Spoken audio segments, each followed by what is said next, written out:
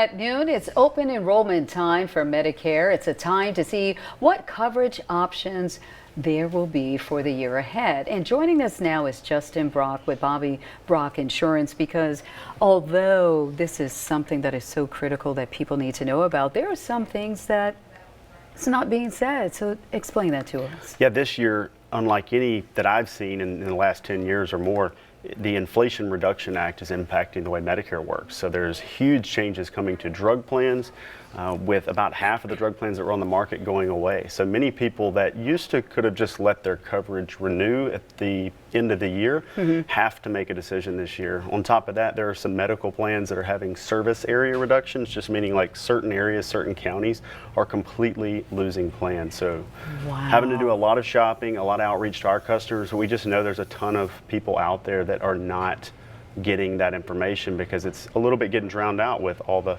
politics and hurricanes and all the things that are big and important, but these people do need to make a decision. Now, what is the most important thing that people need to know right now? You said that there are several counties where there are insurance coverages that aren't even going to be available to them. Right. So the biggest thing is look out for your annual notice of change. That's we call it the ANOC.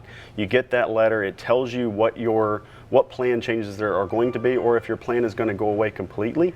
What we need people to do is get that and review it. But unfortunately, with the mail system or so much junk mail, people get it and throw it out, or they never receive it.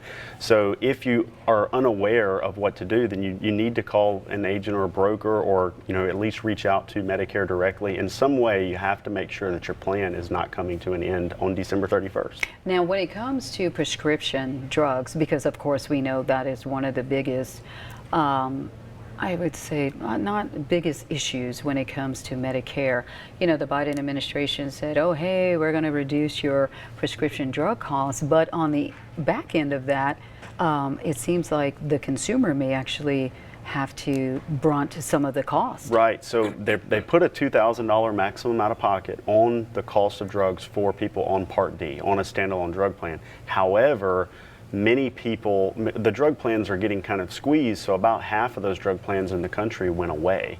So now people are left with limited drug options, and they're having to, maybe have a reduced formulary they have to deal with now, so less drugs are being covered. So it's just something that it's more complex than it's made to sound, and you need someone that's in the know so that they can look through tools and just make sure that you're better off.